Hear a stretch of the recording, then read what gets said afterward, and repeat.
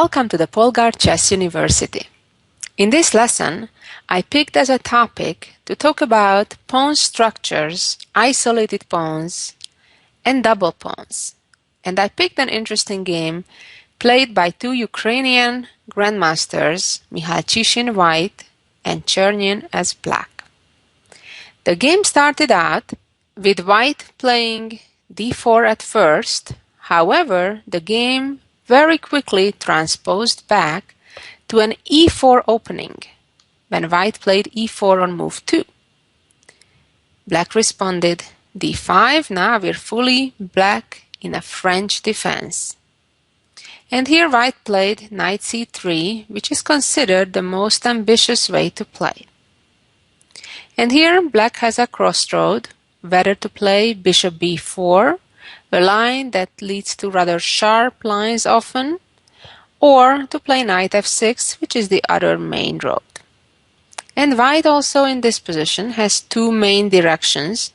One is, as we shall see in the game, and the other for white to right now push the pawn up to e5, attacking black's knight.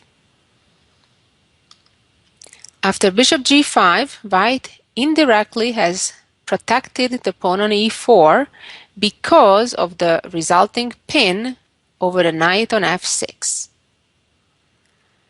And black here has three main roads. One is to simply unpin the knight to play bishop e7. Another one is to create a counterpin, which leads to rather interesting game, bishop b4, when black does not need to really worry about white using the pin with e5 due to the typical counterattack in such situations, black playing h6, and if now white would maintain the pin with bishop h4, black could just play g5 and again counterattack. Alternatively, if white would try to capture the knight and then win a pawn on g7, the g7 pawn would not be very long-lived. After the rook attacks it, black wins the pawn back, and in the resulting position, black would have a decent game with the pair of bishops. Therefore, typically, after the bishop b4 line, which is called the McEachern variation, white, even after playing e5 and then h6, would retreat the bishop typically to d2 and try to get advantage that way. So the game itself, the one we're examining, continued not with bishop b4, neither with bishop e7, but by the trade on e4, which, due to the pin, white is able to recapture with a knight. And now, of course, the white knight is taboo. Black wouldn't want to lose the queen. And here the most common response is to unpin the knight and play bishop e7.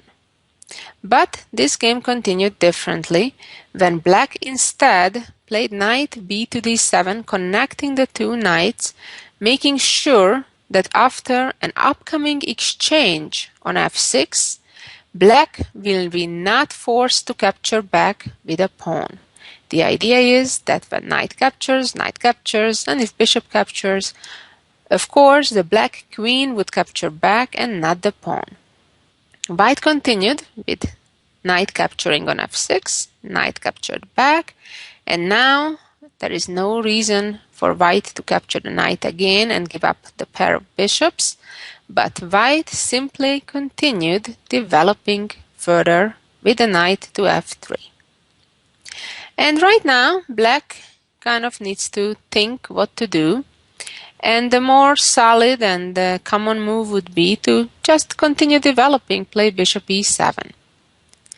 But black instead was pushing the issue and immediately wanted to create a crisis in the center by offering the exchange of the pawns by playing c5. Now white continued with the ambitious move of bishop b5 check, pretty much forcing black's next move, which is to block the check with the bishop, and an exchange happened on d7. Only, of course, the queen can capture back, and now white played queen e2. The idea is for white to actually castle to the queen side. Also, another idea white may have with this move, to play knight e5 next, and then when the black queen would move away from the diagonal it's on right now, then give a queen b5 check to create commotion in black's camp. But right now, black went for the pawn and captured on d4. If now white still proceeds by playing knight e5, attacking the black queen, fortunately for black, the queen could go to d5 and still maintain control of the b5 square, so black wouldn't need to worry about that check arriving. So going back to the position after pawn captured on d4, white continued with the clearly superior castling to the queen side. So now white simply wants to win the pawn back on d4, and if indeed black would respond with bishop c5, then already the previously mentioned idea of knight e5 would gain strength, as if queen goes to d5, white would have the check on b5. Black here made a very simple move, developing the bishop to e7, kind of giving up the fight for that pawn altogether. And now white was ready to capture the pawn on d4. Now if the queen would remain on the diagonal and go to c6, that would allow the tempo jump into the center of the knight with knight e5. However, black's choice of continuation doesn't look very tempting either. The queen went to c7, and white followed with a check, the one I've been talking about for several moves now. Typically, in such situation, if the king would need to move, that's a very bad sign, because it would disconnect between the two rooks. While, of course, in the beginning of the game, the two rooks are disconnected, but one of the main purposes of castling actually is to connect quickly and efficiently the two rooks on the back rank. If a king now would move to f8, then it would be quite difficult to recreate that connection between the two rooks, and therefore at least one of the rooks would be difficult to get into the game. Blocking the check with a knight on d7 doesn't look very good either. It would be stepping into a pin which could be pressured by playing rook h to d1, or even just the simple exchange of bishops on e7 would cause black headaches, needing to recapture with the king and therefore give up the right to castle. So that's not a great idea either. So black chose to block the check with the queen, but after this move, white achieves the whole theme of our lesson today, and that is ruining the pawn structure and creating isolated pawns for the opponent. So right now, black has two weak pawns on a7 one and on c6 a second. However, it's not so simple to take advantage of it, and that's exactly the part of the game that I would like you to pay extra attention to, because this is the whole reason I'm showing this game, to show how to take advantage of such a situation. And of course, the other moral of the story will be, you shouldn't get into such situation if you're black in the first place. So the follow-up move of white was to play rook to c4, immediately targeting black's weakened c6 pawn. Right now, black has difficulties. If black would move the king to d7 to protect the pawn, that would immediately allow white to jump in with the knight to e5 and check black's king, and in addition attack not only the c6 pawn but also the f7 pawn. I'm talking about king d7 and then knight e5. In the game, actually, black responded by advancing the pawn to c5 to a protected square at the moment. At this point, we have reached the critical moment of the game. At first, it seems awkward. What's so critical about this position? But in reality, this is the moment where white needs to play accurately in order to maintain or increase their advantage. Some natural moves, such as rook d1 occupying the open file, or knight to e5, which would be centralizing the knight, are not as good as they look, and in fact would miss out on an amazing opportunity that can clearly increase white's strategical advantage. First of all, let's examine how black would continue if right now white would continue with rook d1 occupying the open file. This move, by the way, also at the same time cuts away the black king from trying to walk to d7 and c6 at some point. The problem right now is that black has a good move, and that is to play knight to d7. With this move, black immediately puts more protection on the pawn on c5 and is offering the exchange of bishops. If white accepts that offer and trades bishops on e7, that will mean that finally the black rooks will get connected, and black, while being still slightly worse, having an inferior, more broken pawn structure, but nevertheless the advantage may not be enough for white to win this game, because both black rooks will come actively to the game, and black's position is holdable. So let's go back and talk a moment about what happens if white instead retreats with the bishop. Well, then the good news for black is that they would be able to make an active move for a change by playing knight b6 and actually taking advantage of the somewhat awkward positioning of white's rook on the fourth rank. These type of things, having your rook out there on the fourth rank with still a considerable amount of pieces on the board, always have to be suspicious of, because if the rook can be attacked, at times it's difficult to find appropriate squares for it. That's why it is best to avoid the opportunity for the opponent to attack the rook the first place. Another move that I mentioned and is to be considered is to play knight e5 right now. This move has the idea, beyond just centralizing the knight, to perhaps appear on d3 and attack the pawn on c5. Or, alternatively, the knight could go to c6 in trying to then capture the bishop on e7, again to undermine the protection of the pawn on c5.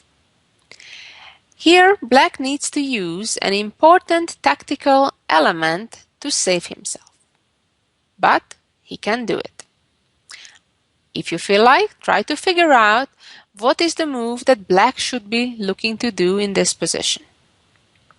And that move is to play knight to d7, a very important move which is clearly based on tactics. If right now the white knight takes on d7, that would be a major mistake, because the black bishop would capture on g5 with a check. And then black would be doing fine. Also, it would be even worse for white to now capture on e7, while at first it seems like a good idea, since if now king takes bishop, then knight takes on d7, king takes back, and white wins a pawn on c5. The problem is that black takes on e5. And here it still looks like white is just fine, with rook capturing on c5 and attacking the knight on e5. The problem is the intermediate move that black has at hand, namely to retreat the knight to d7, and now it is white who is stuck. The rook is being attacked while the bishop is still hanging. And actually, black is winning material. So these tactical variations beautifully demonstrate how accurately white actually needs to play in order to maintain the advantage and all the pitfalls to avoid. So, after knowing that the two natural moves, rook d1 or knight e5, neither of them reach the accomplished goal, let's try to think in what should white actually do. I suggest you take several minutes at least in trying to come to your own conclusion what was the correct move for white here. And that move is to capture black's knight with the bishop.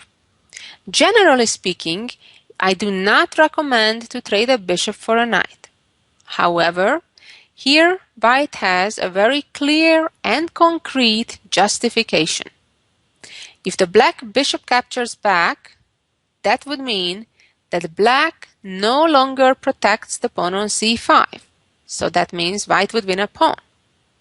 On the other hand, if black captures right now with the pawn, as they did in the game, that means that black ruined further his pawn structure. Now black has not only two isolated pawns, but in fact three, because the pawn on h7 is also isolated. And in addition, black also has doubled pawns on the f-file. So it's quite clear that white's position has dramatically improved. Now the game continued, with white playing rook to d1, occupying that open file. The reason why concretely this is important in this case is to make sure the black king will not have the opportunity to just walk to d7 and c6 and b6 and then protect the weak isolated pawns on the queen side. If right now black would attempt to exchange the rooks to exactly achieve just that, namely the king walking over to the queenside pawns to help, black is just one tempo too short, and after the exchange of rooks, white immediately would attack the pawn on a7, and the black king will miss the opportunity to protect it timely. So therefore, black had to continue differently. After the rook went to d1, black responded by playing rook to b8. A logical move, black is actually trying to play rook b4 next with the hope to exchange rooks. White continued by playing rook to d3, a very smart move. White actually has two rooks that can swing along the third or fourth ranks, not just one. So now white's idea is pretty simple. Move one rook to the a file, and then if black protects the pawn with his rook, move the second rook also to the a file and simply put more pressure on that pawn until it falls. Black responded with rook b4, hoping to exchange rooks and somewhat straighten out that isolated pawn structure on the queen side. Of course, in such situation, it's quite clear that what the opponent's goal is. We should know what our goal should be. In fact, it should be exactly the opposite. Not to allow that, making sure that black's pawns remain isolated. Therefore, white continued by playing knight to d2, protecting the rook. We can already envision how beautiful the white knight will be on c4 the moment that exchange takes place. And black continued with rook g8, attacking the pawn on g2, and white simply pushes the pawn up. Naturally, it wouldn't be in white's interest instead to play the rook to g3 and offer the exchange of rooks. First of all, our rook, the white rook, is more active. And second of all, by playing rook to g3, white would allow an exchange of rooks, which in turn would force white to double up two of his pawns on the g file. So therefore, g3 certainly was the correct move. and black exchanged the rooks on c4. Knight got to c4, and came rook g4. Now this is another important moment in the game. The knight has been attacked, and white needs to make a choice what to do. The knight, of course, could move away, but that would invite the black rook to get to the other side of the board in helping quickly protect those weak pawns that black has on the queen side. Remember, the black king was cut away from the queen side, so therefore black can only think of some artificial way like this to get the rook over to the other side to defend the pawns. If white would play b3, protecting the knight, it's certainly not a bad move. However, at the same time, it would take away from white the opportunity to move the rook to the a file to attack the a7 pawn at the right moment. So therefore, ideally, white should not do that. White found an excellent move to keep the black rook away from the other side of the board. f4, an excellent move, despite the fact that it puts a whole pawn chain on dark squares on the color of the opponent's bishop. However, as we shall see, in this case, the black bishop does not have any opportunities, even remotely, in getting to attack that chain of pawns, at least not from where it would be meaningful. Typically, the only place it is important or valuable to attack a pawn chain is right the base of it, which in this case would mean the h2 pawn. But it's quite clear that it's almost impossible to get the black bishop to g1. So therefore, white doesn't have much to worry. The only worry or tactical calculation that white had to do is to make sure that black cannot successfully play e5 in this position in trying to use the pin in using the unprotected position of white's knight on c4. However, white could, for example, easily just chase the rook away by playing h3, and then when the rook retreats, white would be ready to capture the pawn on e5 and be a pawn ahead. The game continued with a logical move. Black played h5 with the idea to then play h4. And here it was important not to go immediately for the a pawn and play rook a3, because then black would play h4. And if rook takes pawn, pawn takes, black wins the pawn back, and all of a sudden would get unexpected activity as all of those pawns disappeared and the black rook is relatively active right now. It was quite nice the way white simply prevented all counterplay of the opponent. Already we saw starting with the knight d2 move few moves ago, and then g3 and f4, the last few moves of white's were pretty much preventing the opponent's counterplay type of moves. And the next couple moves will continue in that spirit. White played king d2, came h4, and white simply went over to the king's side to free up the rook, the white rook, for attack. After king e2, black traded pawns, and next is coming king to f3 and then rook a3, and then we can see the pawn on a7 falling and black's position collapsing altogether. Black played rook g6, trying to activate the rook, rook a3, and rook h6. And again, white was in no rush in capturing the pawn, because in that case black would have a check on h2, forcing the king to protect the pawn on c2 by moving to d3, for example, and then black would target the pawn on g3 with the rook and would get counterplay. Instead, white played very smartly, simply king f3, and when rook h2 arrived, c3. Now we can see the beautiful harmony among the white pieces. All the white pawns are protected. The knight on c4 is in a beautifully secured position, and from c4 it protects the pawn on b2. In the meantime, the black pawn on a7 is lost, and therefore black resigned. Of course, on a club level, this position could be still played further, but white's advantage is without any doubt. The pawn on a7 is falling, and then the a-pawn will just march up.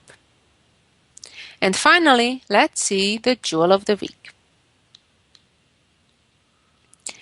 In this position, which was composed by Cohn, the question is, how can white win the game? I suggest, as usual, you take your time and try to figure it out on your own before you listen to the correct solution. Well, the first thing is easy to notice. If that the white pawn gets promoted right away, black will just give a skewer by bishop c5 check, and the new piece that got promoted on f8 will be then captured, and the game will be a draw. It would also be wrong to capture the pawn on b5 with the hope that after a check the knight would block it and then the pawn would get promoted, as in that case white would even lose after king e5 and pawn promotion, bishop takes knight, and then the queen and the f-pawn will get promoted. No good.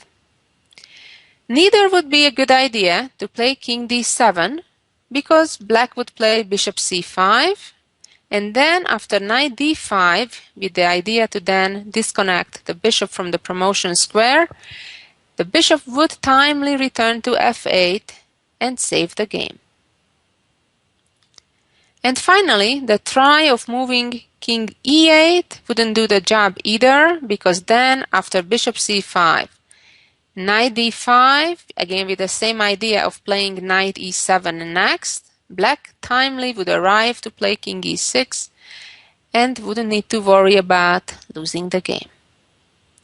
And finally, the correct answer is playing king d6.